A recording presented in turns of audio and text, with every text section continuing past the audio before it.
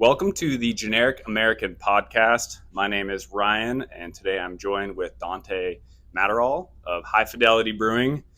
The Generic American Podcast is where we talk about the community, we talk about small business, breweries, and kind of local happenings going around in Portland, Maine, and kind of the Northeast in general. Well, Dante, do you want to give your kind of a quick introduction of who you are and what you do?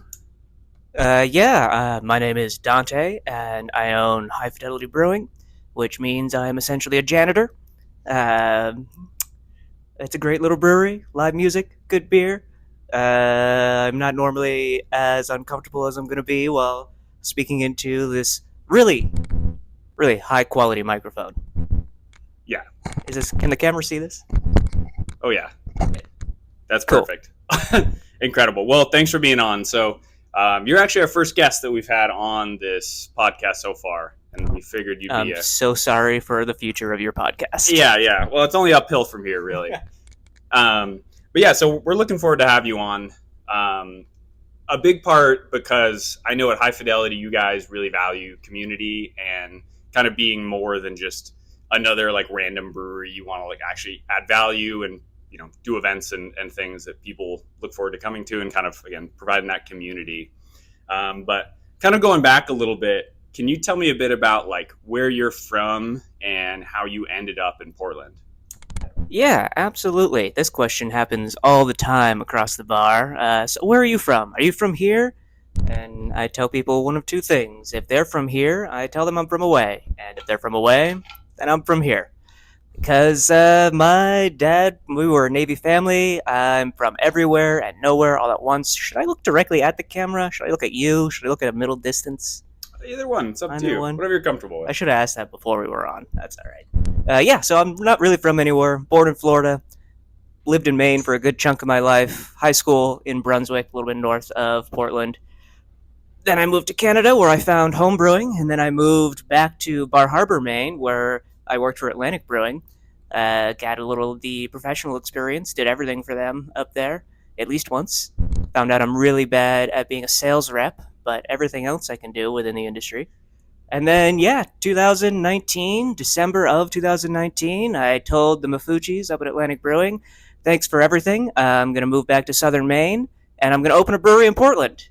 And then March of 2020 happened. Yeah. And then several more years happened, and then I opened a brewery in Portland. Yeah, because I remember it was when you and your business partner were opening up High Fidelity. I ran into a bar once, and it was like you guys were like, "Well, we've done everything we can, and now it's just sort of waiting for the next however many months, trying to wait for the city to get their stuff together." And it was a big waiting game. Oh, yeah. So, what was like your inspiration for getting into beer? Like, how did you find that to be something that you wanted to do? Well, even in high school, I knew I wanted to open something on my own. I knew I wanted to be some kind of entrepreneur.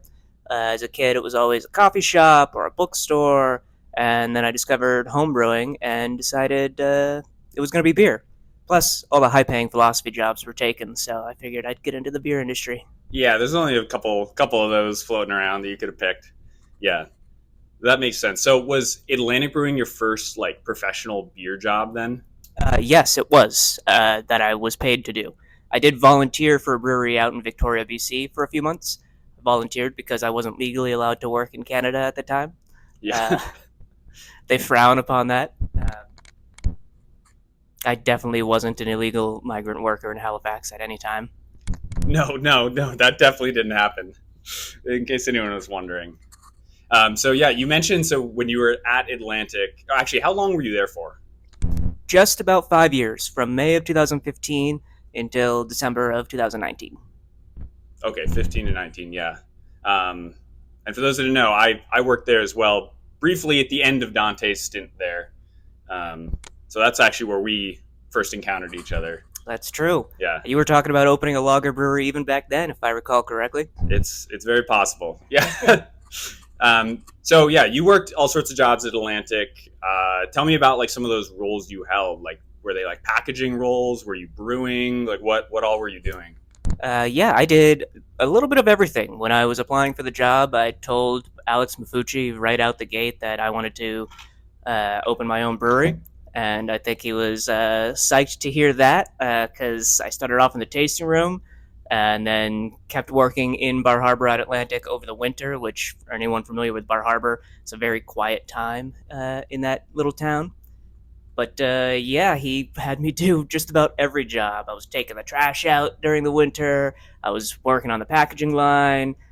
Eventually, they had me take over the quality control program, which was a wild and exciting experience for me because I have no microbiological background at all. Uh, but I learned everything I needed there from their previous QC manager, and figured it all out on the internet and managed to tackle quality control, which the microbiome side of brewing is a really important one. So that was a good experience for me. And then I did do some brewing as well. Learned a lot of cellaring techniques from James Taylor and John Hill up there, who are both excellent production brewers. Very nose to the grindstone, keep to a schedule kind of guys. Yeah. No, I remember that when I was there too. Those guys were very like, it almost felt like kind of like a military kind of like structure. Like everything was very like regimented of like, you knew for the next like 3 months exactly down like to the hour what was going to be going on. Absolutely. Yeah. And honestly, they needed that for the summer production schedule. Yeah, because it's like all of their business happened between like May and September, I would imagine, like pretty much. Pretty much into October, you get the leaf peepers. Oh, yeah, The true. what did they used to call them? The newlyweds and the nearly deads. Yeah, that's right. I forgot about that one. Because that place like pretty much shut down in the winter too. Like a lot of stuff in Bar Harbor, like they were closed for a couple months. Is that? Oh yeah, Yeah. the tasting room shut down usually in November and then open up again in May. Although that might be changing a little bit. I think the belt sander races are just about towards the end of October usually. Mhm. They're medieval themed this time. I Let's go. wish I could go. Yeah, it sounds awesome. So living up in Bar Harbor there for five plus years. 4.5, 5 years. Something Yeah, like that. yeah. What did you find yourself doing in the winter? I always wonder because I never lived up there in the winter, but like, what did you do in the winter time for those like 4 or 5 months when there's just nothing going on? Not much. Drink at the 3 bars that are open. Watch movies, read books, wander around in the snow, Yeah, that's yeah, that's fair. Wander around in the snow. stare at the gray sea and overcast sky. No, that makes sense. I mean, that's like Bar Harbor's such an interesting place because it's so lively in the summer, and then it just like shuts up. I forget it's like a couple multiple million people like roll through there every summer. I think last time I looked at the numbers, it was like 3 million visitors to Acadia National Park.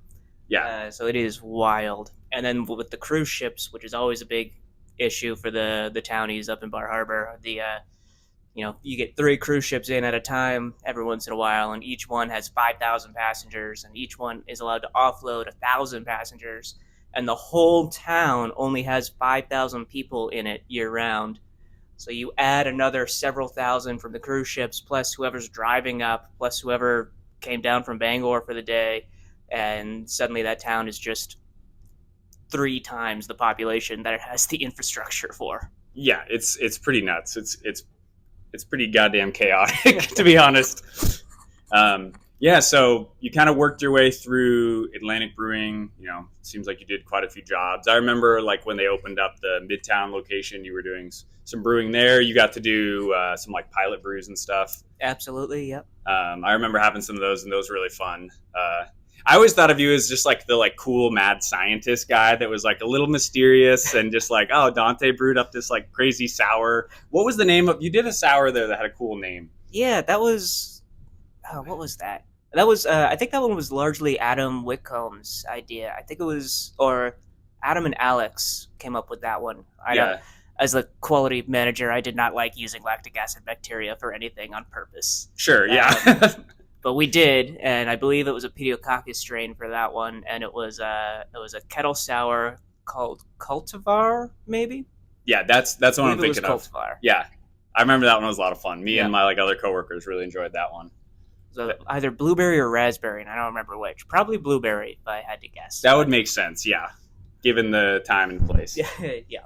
That's sweet. So yeah, I remember when you left Atlantic and you were moving down to Portland. What was like your life like once you moved from Bar Harbor down to Portland? Like, what were you doing in those like months when you first moved down here? And like how did you end up like getting into Hi-Fidelity and opening your own place? Well, I think like a lot of people, I ended up moving back home for what I thought was going to be a few months and ended up being a year and a half, which is too long to spend with a parent when you're over 30 years old, in case anyone was wondering. Yeah, because this is 2019, right? Yeah. 2019, and I didn't open Hi-Fidelity until 2022, I think. 21. June of 2021? Yeah, is that right? That sounds correct. I think that's right. Maybe it was June of 2022. I don't know. Who's keeping track of the time these days? Yeah, right. But so that time during the end of the world was spent largely working on the business plan, doing a lot of marketing models. You're like, is it still feasible to open a brewery? Nah, nobody knows. Which was actually pretty good. I had plenty of time to know exactly what I wanted Hi-Fidelity to be. And then when we did find the location down on Anderson Street, we were ready to go, ready to just move in and get going. And then we had to deal with the city for another year and a half. Yeah, so you were okay. So you're spending that time kind of doing all like the legwork, the prep, the marketing, figuring out where the hell you're going to find money, how you're going to find, all of those like behind the scenes steps that take, I think, a lot longer than people realize. And I'm sure this is something that you were probably like brainstorming for quite a while before that. Like you were saying, you always knew you wanted to open a business. So is this something that like, for the past decade, you were kind of like, it was in your back pocket and you're like, might be taking notes on like what this might look like? Or is this something more of like, once you left Atlantic, then you were like, okay, I know for sure this is what I want to do? Oh, it had been going on in the back of my mind for years. And my business partner and I would sit down and talk about it and chat. And eventually we started taking notes and it slowly evolved into like, okay, we're actually going to write a business plan now. And we were doing that while I was still at Atlantic. And then it wasn't until I moved back down here, we had the plan pretty much ready to go. And then suddenly we had, there's a global pandemic. We'll refine the plan a little more. We'll take our time and really get all those details down. Yeah. So when did you actually like sign a lease on your space? January of 2021. So it was 2022 when we opened because It took a year and a half to open. Yeah. There we go. I got there in the end. Yes, you signed a lease. And that was the time too when like construction permits were taking like 6 months to get. Like, what was your process? So you signed the lease in 2021. Mm-hmm. What was like the next year like? Like, walk me through that process. It was a lot of waiting around for the first little while. You can't even demo anything without a building permit. So for that you have to have your LLC all set up, which that was easy. I did that during 2020 because that's just paperwork. Yeah. And then we had to get an architect in there, get all the sort of things checked out. I believe I had to get the brewer's notice before getting the building permit, but I don't remember what order all that went in. But yeah, it was a lot of waiting until we were allowed to start ripping things down, building new walls. We did a lot of the labor ourselves. Actually, a lot of the bar is made from reclaimed wood, because also at that time, lumber prices were insane. Everyone remembers when 2x4s suddenly cost $10 each. Brutal. Tough timing for that. Yeah, it was a little rough. So I reused as much wood as possible. The bar top, in fact, is from my dad's old deck. He was demoing his backyard deck, so I just took the planks and used that for the bar top and covered it in epoxy, which is a huge mess if anyone's ever played with epoxy. Watch the YouTube videos and listen to what they say. Don't just assume it's going to be fine. It won't be. Yeah, so that process, I mean, it took you guys over a year, right? From when you actually like got into the space until you were able to open your doors to the public? Yeah, just about a year and a half. A year and a half, yeah. What was like going through your mind when that was happening. Slash, like, was this? Did you anticipate? Was this in your business plan for it to be about a year and a half, or like where were you at, like mentally for all of that? Well, we were hoping it would only take 6 months, and then we were hoping it'd be by the end of the year, and then we were excited when it only took 18 months. But we knew it was going to be a hassle getting all the permitting done. We had heard that the city of Portland is very, I don't even know how to describe it, Slow. slow. And they were especially slow at that time. Huge backlog of permit applications and everything. Yeah. So that was frustrating, and it was a lot of back and forth with the permitting department being like, "This is what we want to do," and then coming back being like, "We're pretty sure you can't do that," and us being like, "Well, I'm pretty sure we can. Oh, how about if we move this wall just a little bit? Oh, okay, now you're fine. Okay, cool, thanks." Yeah, that's brutal. And that was, again, like I was saying, is like that was like the a very tough time to do like construction projects. Oh yeah, Because it's just like everything took like three times as long as everyone anticipated, and you know, people were like coming out of COVID and like trying to figure this shit out, where it's like just this years long backlog of everything. and you're just sitting there paying rent and not making any money, and it feels really, really bad. Yeah, because it's like there's only so much you can do too. Like at the end of the day, it's like you guys can't do more construction until you get your permits through, and then even when you do finish that, it's like, okay, we have to wait for the inspectors to come in before we can start brewing and Yep. stuff. And the construction is in a couple of steps, so you have to do all the framing and then have an electrician come in and do all of that, and a plumber come in and do all of that, and those each have their own inspections. And then you'll have a framing inspector come in and make sure everything's sheathed correctly and everything's set up appropriately, and then you can go in and put drywall and cover it all up. Yeah, because well, okay, where did you learn to do all that? Because you know, when I came into the space here at Argenta, it was more or less like all the construction was done. We just had to do like cosmetic changes to it. Where did you learn to do all this construction? Do you have like a background in construction and figuring all this like permitting out? Well, the permitting was a joint effort, and that was just very carefully reading all the city ordinances, Yeah, and then realizing, whoops, I skipped a paragraph and misunderstood the whole thing. So that was just patient and reading for comprehension skills. The but and it's way more complicated than it should be, I think. But that's, I don't know. The city's rezoning everything this year finally, so uh, hopefully that'll get a little easier moving forward.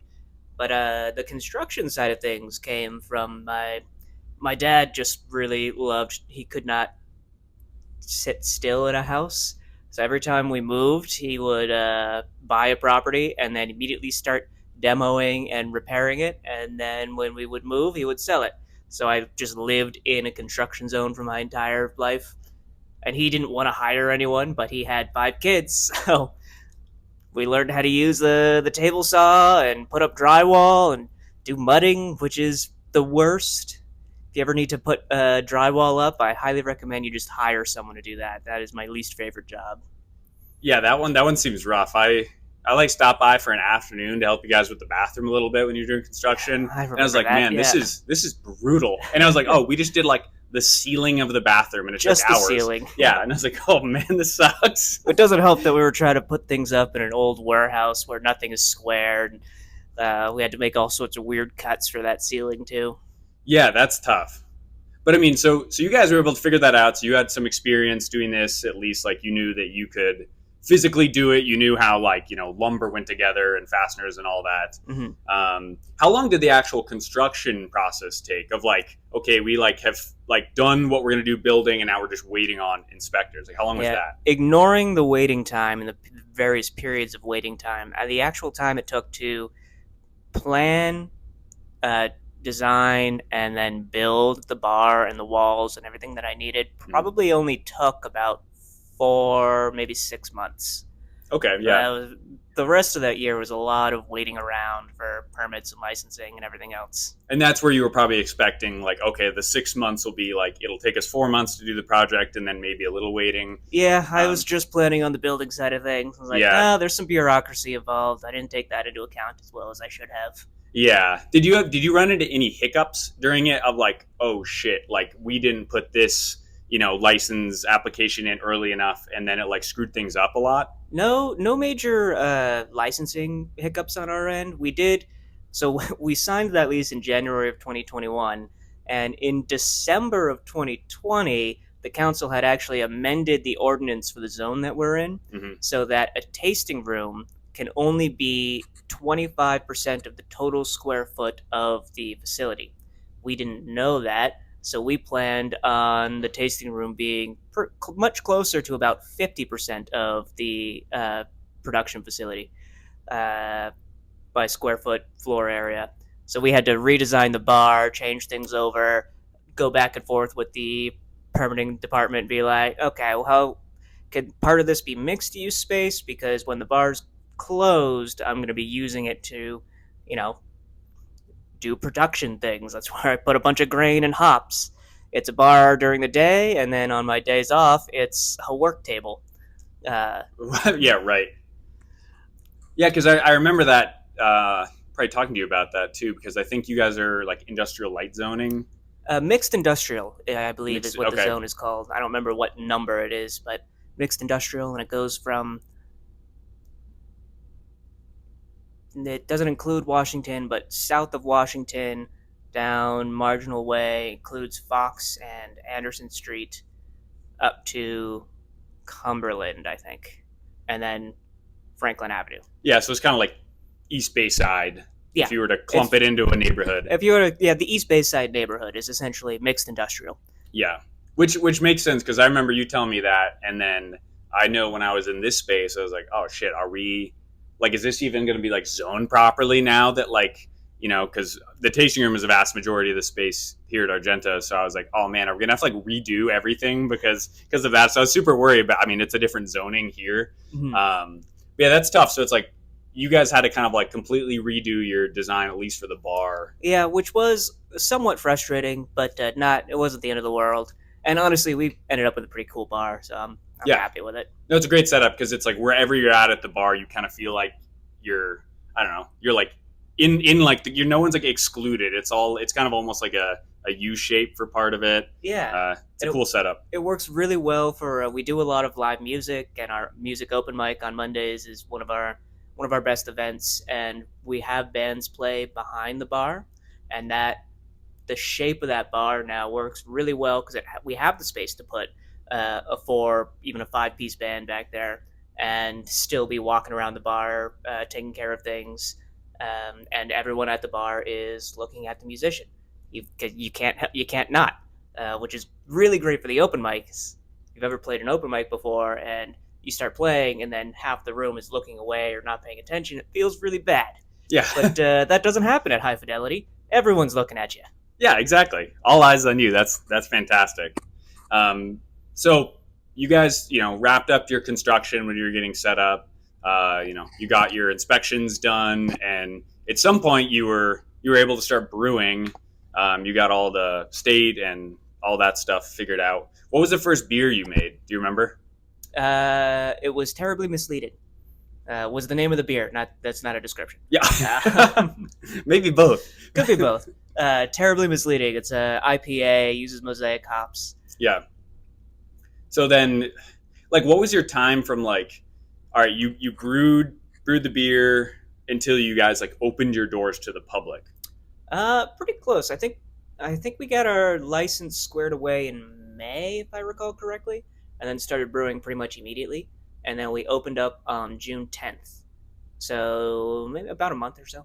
Yeah, that makes sense. Yeah, that's Yeah. about the amount of time you'd need. Like, as soon as the beer is done, like, all right, let's open the doors. We're gonna make some Pretty money. much started off with 3 beers on tap, quickly moved that up to 4, eventually did 5 and tried to do 6, and then it was just like, I don't have enough cold storage for this. Yeah, So now moved back down to 5, and now back at a very comfortable 4, which my kegerator fits 9 kegs. So with 4, I can have 4 tapped and 4 backups, and that's great. yeah, set up.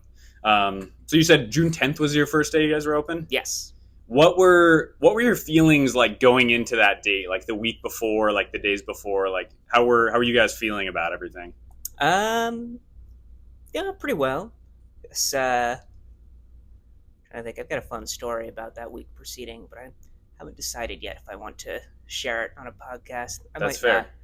Save for another day. That's a secret story. You'll have to find me at Hi-Fidelity and ask. I might not tell you then either. um, Incredible. but yeah, no, it felt pretty good. I actually hadn't found an apartment in Portland yet. At that point, I was still living up in Brunswick, and I actually slept at the brewery the night before we opened.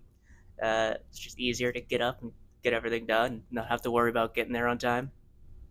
That's incredible. That's dedication right there. It's, So what was like your first, like, you opened the doors your first day, like what was that experience like people showed up, like what oh was the yeah, situation? that first weekend was for a long time.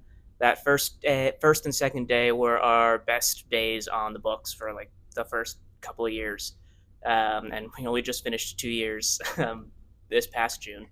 And that we were slammed all day, open to close. I'm pretty sure you experienced something similar when you opened our Argenta. Like you Sure. just get people are really excited about new breweries, and then you're like, wow, we're gonna do so great. And then a couple of weeks later, it's like everyone disappeared. Where'd they all go? It's like, well, you're not new anymore. It's like, all right. Yeah, and that's I think a big thing with like the Portland beer market too, is like people do really love beer around here, so when like a new place opens up, like all the beer people want to go try it. Absolutely. You get folks like Anestis from the Portland Food Map. Yeah. Is great about announcing new opening anything. Yep. Breweries, cafes, restaurants. So we had a little piece in the Portland Press Herald. The city gets really excited about new service industry places that open up. Yeah, because I mean that's like Portland in a nutshell. It's just like food and beverage. Yeah, food, beer, now weed. Yeah, exactly. The holy trinity right there. Absolutely.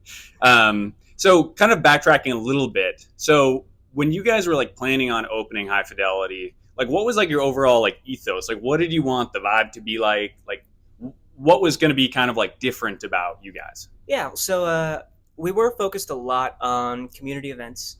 Our slogan is high fidelity, our beer, your space. And the idea is that yeah, we're making the beer, but we want to provide a community for people to come and be creative and be artsy, and make things, and maybe work on your writing or your poetry or whatever. So we have open mic music. We have an open mic comedy night that are both great. The comedy is also somehow trivia, which is odd, but somehow works. Carlo he calls it Comics Against Humanity. It's a good time. Thursday nights. Doing the shameless plug thing every couple of minutes here. Please do. Plug away. Where was I going with that? Oh yeah, community events. So like yeah, our beer, your space. We want you to come in and make something with the space, whether it's music, poetry, or whatever. And our contribution is we make beer. That's our art, and hopefully you bring some of your own in. Yeah. No, that's cool. I mean, what led you to kind of focus on that over maybe trying to be more into like distribution or kind of like a different path? A big part of it is like I just love open mics. I love art, and if I can just make the bar that has art, music, and poetry, then I don't have to go to somebody else's bar because I just made the bar that I want to be at. A big part of focusing on the community and the tasting room did come from just looking at the numbers. It's it's getting real steep competition out there trying to get onto shelves at Hannaford or someplace if you're trying to be a bigger distribution brewery. It's not impossible, but that beer cooler at the grocery store is not getting any bigger. So we decided, tasting room numbers are still growing, even if everything else is starting to plateau out. So we'll focus on the tasting room. Yeah, that makes sense because it's like truly at like your own tasting room where you like manufactured the beer. You have the best margins over everything because it's like there's no middleman there. It's just like you make it and then you sell it. Absolutely, and distribution laws in Maine are pretty kind for small breweries. I think it's under 30,000 barrels you're still allowed to self-distribute. So if I ever want to sell to a bar, sell a keg here or there, it's not too hard. Yeah, no, it's true. And like that's only like it's got to be like 3 or 4 breweries max that like are over that threshold. Oh yeah, like almost every brewery in Maine is under 30,000. Yeah. Now, you can use a distributor, but you're not required by law to use a distributor until you get over 30,000 barrels or Yeah. whatever that number is. Yeah. And that changed in the last like 2 years or so, I It think. it did sometime, maybe a little longer than 2 years ago, but Yeah. somewhat recently, Yeah. because I think it was 30,000 gallons approximately, which is closer to like 5,000 barrels. Yeah. That's not like a ton. Yeah, yeah, it's not that's not huge. Yeah. Especially Uh, if you're like a distributing brewery who like is out in the market, you can rip through that pretty easy. Absolutely. I don't remember how much Atlantic was doing. It's in the Brewers Association has a list of uh, producers and how much everyone's producing year to year. But well, for I'll give you an example, Hi-Fidelity only produces maybe like 150 barrels a year, Yeah. something like that. We're very small. But you guys also do like you have a full liquor license, like you do like cocktails and other We drinks there. did, and we got that going right from the beginning. Applied for the whole license through the council, just right out the gate, and yeah, cost quite a bit of money. Yeah. Had to jump through some hoops, but they approved us. So we did it right. Yeah. What was your decision process for going for the full like like suite of alcohol, like versus like just doing beer? Because you guys also have a kitchen, so you do food and stuff, but that's kind of required. But like, Yeah. there's loopholes. But you guys like have your own food menu and cook everything. Like, what was your thought process for wanting to do that? Essentially, we wanted to make sure that we had a little something for everyone, especially since we were going to focus on community events and music was going to be a big part of it. Every once in a while, you'll have someone who wants to come support their friend at the brewery, watch them play, or see the art on the wall, or whatever. And maybe they're gluten intolerant, or they just Mm. don't like beer, or they want something else. So we just wanted to make sure that we had that option available. I am actually, hopefully this year, going to switch to using all Portland produced spirits, which will be pretty cool because we have a lot of breweries, but we also have quite a few distillers in town. And you've got Hardshore doing gin and bourbon. New England Distilling has a pretty good rye, which is called Gunpowder Rye, and I have a porter called Gunpowder Eyes. So that would actually be a lot of fun. Yeah, that's incredible. Well, that's cool. I mean, so it sounds like you guys focus on kind of keeping local products as well. Do you use like other local products, whether it be like brewing materials or anything like that? I go through Blue Ox for a lot of my grain right now. I'll be actually ordering some more soon. Went through a couple of different suppliers for grain. I was doing that year one thing. It was like, okay, who's offering me 25% off on my first order? You? Great, I'll go with you. Did that a couple of times just to help keep costs down. But honestly, I really like Blue Ox. They just upgraded their facility, so I'm gonna keep going with them for a while. Yeah, and it like I'm kind of in that boat too. Like we use some Blue Ox. We use mostly Maine Malt House for our grain here too, but Mhm. almost exclusively local malt. And I think it kind of like makes sense, like you're saying, like using local spirits, using local grain. It just like makes more sense to keep things like in the local Maine community. Yeah, absolutely. And then it's good to support your neighbors, all that, and they're making perfectly good products. Liquor prices in Maine are liquor's a controlled substance, so like I don't know how the liquor commission decides what gets priced as what. Uh, Sometimes it feels a little insane, Yeah. but that's another topic. No politics, right? I forgot the rule. Yeah. One rule. No, that makes sense. So I mean, at this point, you guys have been open over 2 years. 2 years. Just over 2 years. We celebrated 2 years this past June. Okay. Yeah. Which is like pretty crazy because you think about like if a business is going to fail, most likely it's going to be like in the first like year or two. So you guys have kind of Yep. like gone over that threshold. Beat the first threshold. Yeah. I'll make it to the end of the lease at the end of 2025. If I'm still doing all right, then we'll renew the lease. That'll be another threshold. Yeah. Yeah. No, I mean, congrats on that because that is like a big deal, especially in Portland. Like we see restaurants, bars, breweries closing Come all and the time. go all the time. Yep. Yeah. And it's like, it's tough. Like it's not an easy industry to be in. No, I've been telling people I work longer hours and I make less money, but I do it for me, so that's good, right? Yeah. Well, speaking of that, like, how does it feel? Were you ever self-employed before in your past, or is this like your first time? This is my first venture into entrepreneurialism. Yeah.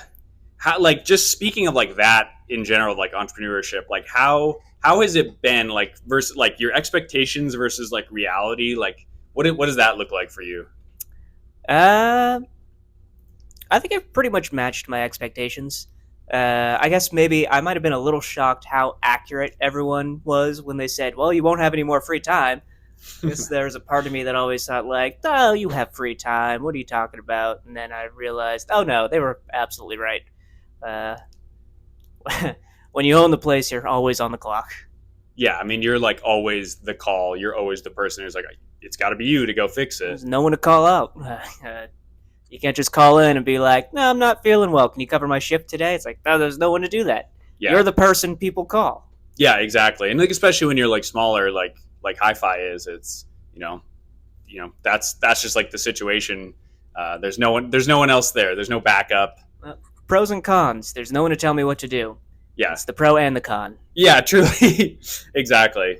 Um, so I guess like yeah, looking at your time at the last like few years of being open, like what has been something that has surprised you a lot about either like entrepreneurship, owning your own business, or just like Hi-Fidelity in general, like good or bad? I was warned about this question at the beginning, and I forgot to think about it the entire time. That's okay. Uh, what was surprising? It could be like you found a new skill, like oh, I'm really into I Oh mean you guys yeah, built a lot of things. that was pleasantly surprising. Actually, is if the brewing thing doesn't work out, I think I'm just going to get into furniture making. I really enjoyed building the bar stools. I've got some good designs for tables squared away. I'm really happy with the way the bar turned out. So yeah, I think somewhat surprising. I always assumed that the construction and the woodworking was something I would never want to do again once I left home. And it's like, you know what? I could do this. This could be fun. Yeah, I like that. That's cool. Um, and then another question, like what do you think the future of Hi-Fidelity is? You guys focus on community a lot and being kind of a space for other people. Like do you want to keep going in that path? Like what do you think? I want to keep going in that path. I really want to. I'm just not quite there yet, but I really want to institute a on Sundays. It's a pay what you can meal. Again, reemphasizing that community aspect, and just have I like a Sunday sauce kind of, or a pot roast, or some kind of large meal, and that if you want to play to that, you come in and maybe it's a suggested $10 or $15 donation, but you just pay whatever you can for that meal. Um, but yeah, definitely going to continue down the path of community focused events. Yeah. Well, and like talking about that, like was there anything you think in your past that kind of like inspired you to want to be more community focused? Like any reason in particular like that's important to you? Um, Food, I think, is the big one for me. Yeah. For that particular aspect, it's especially in Portland. We're such a foodie town, but then even though that's fantastic, a lot of it is incredibly expensive, and I don't know. I feel like there you should be able to eat a nice meal and not break the bank. Um, yeah, I don't know. I also think that food should just be free, but I don't know. I don't really know where that comes from. Fair. I would give the food away for free if I could afford it, but then I would go out of business. Yeah. Well, that can be your next nonprofit venture is Yeah. is working on that. Yeah. Yeah. Do you see yourself in the future ever trying to like open up another business or working in some other field? I know you're talking about like woodworking. My Potentially. retirement plan is to open up a little bistro where the hours are when I feel like it, and the menu is what I feel like making. Uh, but yeah, like a little family style bistro. It would be fixed price. Who knows what it is, and the menu for the week is just okay. Now we're doing boliche today, so it's a meal for 4 people. If you come in by yourself, I'm gonna seat you with 3 other people, that kind of thing. Yeah. I don't think it'll work, but that's what I want to do when I retire. I like that idea. That's fun. I knew when I was younger, there was a lot of Basque restaurants where I Yeah. grew up in Nevada, and a lot of like the dinners you went to, you were sitting at this like table for 20, and you were just like sat with random people, and you just ended up like sharing all of like the food with like, oh, there's this giant bowl of salad, like pass it down to these strangers next to you. Yep, absolutely. Yeah, and that's like a kind of a fun, cool experience because it like forces you to interact with other people, and like, like you're saying, like food is a very much like community, like usually like happy kind of like situation. So everyone's happy to eat a good meal. Yeah. Yeah, couldn't have said it better myself. Food Yeah. brings us together. I love that. And then maybe like one of my last questions is why Portland, and like why Maine of all places? You said you've lived in multiple places across like U.S., Canada. Why here? So Portland was never the absolute end goal. I like Maine. I love Maine. I love the city because Portland is really not a very big city, and that's what I love about it. It's big enough that we have this nice food scene, great beer scene, great musical acts come up through places like State Theater and Portland House of Music. Um, but it's small enough that I can walk to everything. I can bike around if I'm feeling especially brave. Um, I can get out of town very quickly if I need to. Mm-hmm. That sounded sketchier than it was meant to. I mean, like sometimes you just got to go see the woods. Who's after you? It's no one in Maine. It's a factual statement. Yeah. What else? But really, southern Maine and the greater Portland area was the target. Like, I would have been happy opening up something in Brunswick, Biddeford, Saco area, Westbrook. Portland is a great central location, and it really does have a pretty fantastic music scene, which was good. And then when Eli posted that the bay at 200 Anderson Street was available, the rent was right within the range of what I needed it to be. I was like, oh, cool. Here we go. Let's go. And that's one of those things too, where it's like sometimes like it's not going to be perfect when you're trying to open a place up. You have your plan, and you kind of need some like wiggle room for like, well, it could be in this general area. Absolutely. You wait for the right opportunity, and when you see it, you've got your plan ready to go, and you go for it. Yeah. And I always think about that too. It's like, well, you can think back of like, what if I was somewhere else? What if I picked another location? But kind of in hindsight, it doesn't matter. Like, we'll never know what that situation was. But I think it's important that, if you have a plan and you're like serious about it, you kind of just need to like pull the trigger at some point and be like, this is what it's going to be. Like, these are my, like, this is the situation, and we're going to have to figure it out. And that's kind of like part of the game. I think part of the fun too. It's like, well, it's not perfect. It's not exactly what we may have thought, but it'll work and we can figure it out. And like, you guys obviously have, I think like, thank you. Yeah, I mean, I'll give like a big shout out to High Five for like your open mic on like Mondays has been, you guys have done that like basically since you opened, right? Almost. I think the first one was in October or November of that first year. Okay. And admittedly, those first like 4 or 5 months of open mics were absolutely dead. Sometimes no one would show up. Sometimes one person would show up. Like with anything, so it takes a little while to get the ball rolling. But yeah, well, and that makes sense. Like with any event like that too, like you really need to like build it into like the locals' mind around here, like the local music scene. Like this event exists, and it's like a place for people to come play music and listen to like new up and coming artists potentially. Yeah, you got to commit to it. Yeah, and like I respect that, like you guys just like went after, like you knew that there was like a hole in the market there, and you're like, it's gonna happen. It's just a matter of like when. Yep. Yeah, and you got to just be consistent with it and keep going, and they'll show up. Yeah, no, I love that. People like to make things. Just give them a space to make things, and they'll be there. Yeah, that's incredible. Last thing, would you have any advice for someone who wants to open a business in Portland or Maine in general, or kind of just like start their own, small business journey? I suppose my advice for that would be take your time with the market research, get a solid plan down, and everyone says it. Your estimation for your initial sales, you're going to overestimate. Just be ready for when you're not making quite as much as you thought during those first 6 months to a year. As long as you're covering your bases and you're making enough to pay yourself to get by, that's all right. Yeah, we thought we were going to make a lot more that first year that we did, but that was just pure optimism on our part. Uh, Eventually, you'll have your own sales numbers, and you can go from there. But that, don't be afraid if you overestimate your sales. Yeah, it's like I feel like it's really easy to overestimate your sales, underestimate your expenses. Yeah, because it's like at the end of the day, you don't know what you don't know yet. Yeah. And some of those projections are just there's like only so accurate they can be. Like you could use projections from other breweries in the area, but it's like that's not your exact situation in your exact location. It's just a guess until you have real data. Yeah, exactly. But that's all you can go off of sometimes. Yep. Yeah. You got to start somewhere. You start by guessing. Yeah, incredible. Well, Dante, thanks for being on today. I appreciate it. Again, you're our first guest out of our organization, so I think this is super cool.